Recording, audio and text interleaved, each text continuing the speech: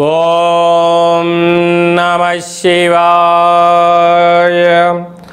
ఓం నమో నారాయణాయ. కర్మ నివారణ నరదృష్టి నివారణ కాళభైరవాయ నమో నమః. ఓం కాళకాలాయ విద్మహే కాళాతీతాయ ధీమహి తన్నో నరదృష్టి నివారణ కాళభైరవ ప్రచోదయాత్. హరి ఓం. మా ఛానల్కి స్వాగతం. చూస్తున్న వీక్షకులకు ప్రేక్షకులకు ప్రియ కాళభైరవ భగవద్బంధులకి స్వాగతం పలుకుతూ మమ్మల్ని ఎంతగానో ఆదరిస్తూ ఉండబడినటువంటి ప్రియ సోదర సోదరీమణులకు సనాతన ధర్మ సంరక్షకులకు జ్యోతిష్య అభిమానులకు స్వాగతం పలుకుతూ ఆషాఢ మాసంలో అనగా 1/7/2025 నుండి 15/7/2025 వరకు పుట్టినటువంటి వారందరికీ కూడా ముందస్తుగా జన్మదిన శుభాకాంక్షలు. గతంలో వివాహం చేసుకున్న వారికి వివాహ వార్షికోత్సవ శుభాకాంక్షలు. ద్వాదశ రాశుల్లో గ్రహ గమనాన్ని ఒకసారి వీక్షింపచేద్దాం.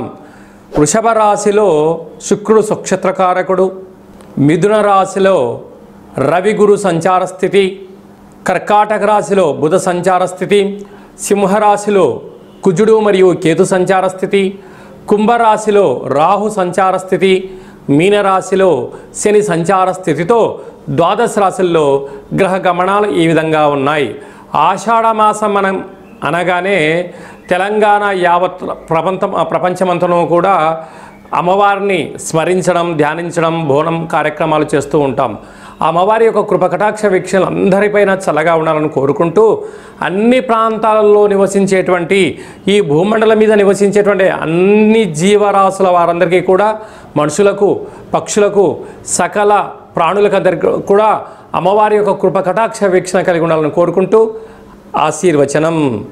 వృషభ రాశిలో వారందరికీ కూడా ఆషాఢ మాసంలో అమ్మవారి యొక్క ఆశీస్సులు ఎలా పొందాలో ఈ వీడియోలో తెలుసుకుందాం. వృషభ రాశిలో ఏ నక్షత్రాలు వస్తాయనగా కృతికా నక్షత్రంలోని 2, 3, 4 పాదాలు, రోహిణీ నక్షత్రంలోని 4 పాదాలు, మృగశిర నక్షత్రంలోని 1, 2 పాదంలో కలిపితే వృషభ రాశి. రాశాధిపతి శుక్రభగవానుడు. శుక్రభగవానుడు రాశిలోని సంచారం చేయడము వృషభ రాశి వారికి యోగదాయకము అని చెప్పి గమనించాలి. శుక్రుడు నక్షత్రకారకుడు అవ్వడం వలన వాహనాలు, బంగారు ఆభరణాలు, షేర్లు, ఇంటి స్థలాలు, సంపూర్ణమైన విలాసవంతమైన జీవితము, ఆధ్యాత్మిక తీర్థయాత్రలు, అమ్మవారి యొక్క పూజా కార్యక్రమాలు, రాజసన్మానాలు, గజ సన్మానాలు జరగబోతున్నాయి. 2వ స్థానంలో ఆత్మకారకుడు రవి, విద్యా ఉద్యోగ కారకుడు దేవగురు బృహస్పతి ఉండడం వలన మీ యొక్క వ్యాపారాలు 10 పెరగడం, లోన్లు రావడం, అనుకున్న ప్రాజెక్టులు శరవేగంగా ముందుకు వెళ్ళడం, మీరు ఏదైతే అనుకుంటారో అన్నింట కూడా విజయం కలగడానికి చాలా సదవకాశాలు ఉన్నాయి. తృతీయంలో బుధుడు ఉన్నాడు కనుక ఏదైనా ఒక పని చేస్తున్నప్పుడు మీ యొక్క గురువులతో కానీ తల్లిదండ్రులతో కానీ మీ క్షేమాన్ని గురించి ఆలోచించే వారితో చర్చించడం వలన సకల శుభం, జయం, లాభం వృషభ రాశి వారి సొంతమవుతుంది.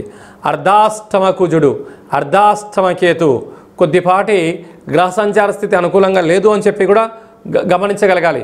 కుజదోష ప్రభావం కారణం వలన మీ జన్మ నక్షత్రం రోజున అష్టమి పూర్ణిమ తిథి యందున దూరావాయు జల ప్రయాణాలు దయచేసి పెట్టుకోవద్దు.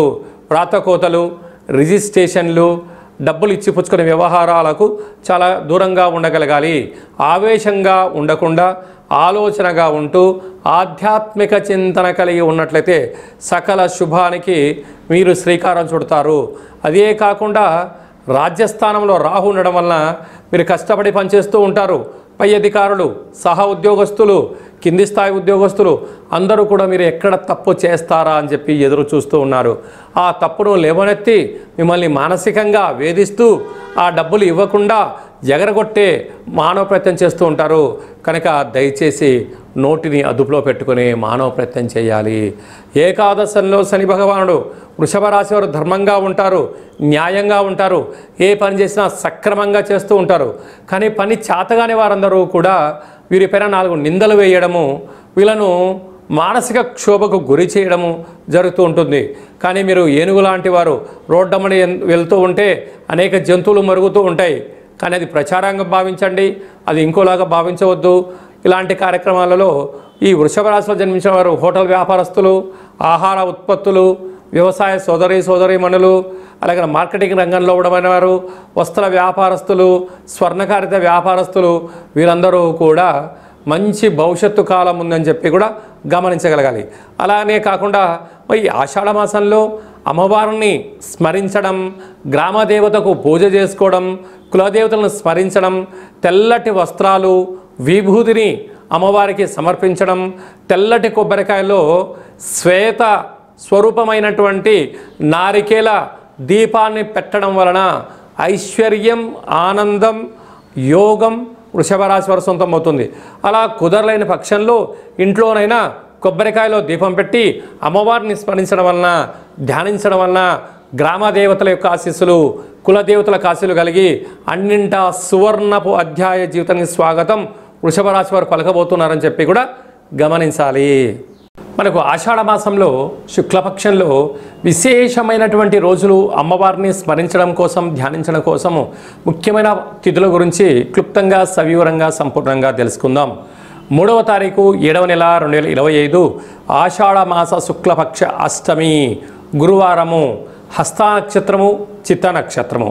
మరియు 10వ తారీఖున ఆషాఢ మాస పూర్ణిమ కనుక అమ్మవారిని స్మరించడం, బోనం పూజా కార్యక్రమంలో పాల్గొనడం, అమ్మవారిని స్మరించడం, ధ్యానించడం, దర్శించడం వల్ల సకల శుభాలు కలుగుతాయని చెప్పి కూడా గమనించగలగాలి.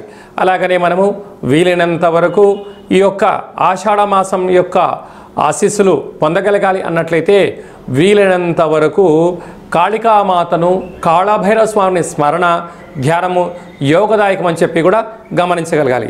ఇంకనూ మనం విజయం సాధించగలగాలి అన్నట్లయితే ఈ యొక్క పాత్ర కంచు పాత్ర అంటారు.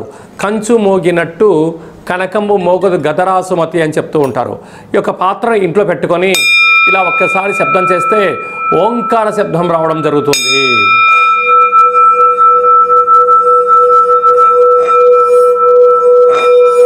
ఈ యొక్క పాత్రను ఇలా మనసులో కాళభైరవ స్వామివారిని స్మరిస్తూ తిప్పడం వలన, ఓంకార శబ్దం రావడం వలన మనిషి శరీరంలో ఉండబడిన చక్రాలు వికసింపచేసి గృహంలో ఉండబడినటువంటి జ్యేష్ఠాదేవి బయటికెళ్ళి గ్రామంలో సంచరించే లక్ష్మీదేవి గళ్ళు గళ్ళు అంటూ మన ఇంటికి రావడం జరుగుతుంది. కనుక కాళభైరవ స్వామి యొక్క అక్షయ పాత్రను ఇంట్లో ఉంచుకుందాం. అష్ట కష్టాలకు స్వస్తి పలుకుదాం, అష్టైశ్వర్యాలకు స్వాగతం పలుకుదాం అని చెప్పి గమనించాలి. ఈ అక్షయ పాత్ర మీకు కాళభైరవ స్వామి యొక్క పూజ 27 రకాల వస్తువులతో దిష్టి తీయించి మీకు పంపించడం జరుగుతుంది. కనుక మనం అందరము కూడా ఆషాఢ మాసంలో అమ్మవారిని స్మరిద్దాం, అయ్యవారిని ధ్యానిద్దాం, కాళభైరవ అష్టకాన్ని వినడం, చదవడం, పారాయణం చేయడం వల్ల సకల అష్ట కష్టాలు తొలగిపోతాయని చెప్పి కూడా గమనించాలి. మీ వ్యక్తిగత జాతకం తెలుసుకోవాలనుకుంటున్నారా? మీ యొక్క పేరు, పుట్టినటువంటి తేదీ, నెల, సంవత్సరం, సమయం వ్రాసి మీరు పంపించినట్లయితే 100 సంవత్సరాల జాతకాన్ని సవివరంగా, సంపూర్ణంగా వ్రాసి పంపించి మీరు పుట్టినప్పుడు గ్రహ గమనాలు ఎలా ఉన్నాయి, ప్రస్తుతం ఎలా ఉంటున్నాయి, రాబోయే కాలం ఎలా ఉండబోతున్నాయో సవివరంగా, సంపూర్ణంగా తెలియజేయడం జరుగుతుందని చెప్పి కూడా గమనించాలి. చాలామందికి పుట్టినటువంటి కాల సమయంలో డేటా బర్త్లు లేనటువంటి కారణం వలన పేరు యొక్క మొదటి అక్షరాన్ని అనుసరిస్తూ ఆ రాశిని తెలుసుకునే ప్రయత్నం చేస్తూ రాశి యొక్క స్థితిని తెలియచేస్తూ గవళ ద్వారా అనగా రమణ శాస్త్రం ద్వారా కాళభైరవ ఉపాసన చేత భూత, భవిష్యత్, వర్తమానాన్ని తెలియజేయడం జరుగుతుందని చెప్పి గమనించాలి. కనుక జాతకాన్ని తెలుసుకుందాం, జీవితంలో జరగబోయేటువంటి సకల శుభాలను, ఐశ్వర్యాలను తెలుసుకుందాం, అష్ట కష్టాలకు స్వస్తి పలుకుదాం, అష్టైశ్వర్యాలకు స్వాగతం పలుకుదాం అన్న ఉద్దేశం చేత ఈ కింది నెంబర్ను సంప్రదించి అపాయింట్మెంట్ తీసుకొని సంప్రదించగలరు. అలాగనే విద్యార్థులు ఎలాంటి సూచనలు పాటించడం వల్ల వారి చదువులలో ఉత్తీర్ణత, అదే మీ యొక్క చిన్నపిల్లలకు ఎలాంటి పేర్లు పెట్టడం వల్ల వారికి ఉజ్వల భవిష్యత్తుతో ఉంటుందో కూడా తెలుసుకుందాం. అలాగా నూతనంగా వివాహమైన దంపతులు తరచుగా గొడవ పడడం కానీ, అనేక రకాల ఇబ్బందులు పడడం కానీ, పోలీస్ స్టేషన్లు గొడవలు పడేటువంటి వారందరూ కూడా మీ యొక్క జాతకంలో స్వల్పమైన మార్పులు, పేరులో స్వల్పమైన మార్పులు చేసుకోవడం వలన ఆ దంపతులు అన్యోన్యంగా ఉంటారని చెప్పి కూడా గమనించాలి. కనుక మనం అందరము కూడా జీవితంలో ఉండబడినటువంటి అష్ట కష్టాలను అధిగమించి అష్టైశ్వర్యాలకు స్వాగతం పలకాలని కోరుకుంటూ ఆశీర్వచనం. ఓం శతమానం భవతి శతాయు పురుష సతేంద్రియ ఆయుష్యేవేంద్రియే ప్రతిష్టతి ధనం ధాన్యం బహుపుత్రలాభం శత సంవత్సరం దీర్ఘమాయు సర్వే జనా సుఖినో భవంతు లోకా సమస్తా సుఖినో భవంతు సర్వం శివార్పణమస్తు సర్వం కాళభైరవ దేవతార్పణమస్తు హరి ఓం. ఈ వీడియో మీకు నచ్చినట్టయితే లైక్ చేయండి, షేర్ చేయండి. అందరికన్నా మీ వ్యక్తిగత జాతకం ముందుగా తెలుసుకోవాలని అనుకుంటున్నట్లయితే మా ఛానల్ని సబ్స్క్రైబ్ చేసుకోండి. ఆల్ అనే బటన్ని కూడా ప్రెస్ చేసినట్టయితే అందరికన్నా మీ వ్యక్తిగత జాతకము ముందే తెలుసుకునేటువంటి అవకాశం కలుగుతుందని చెప్పి గమనించాలి.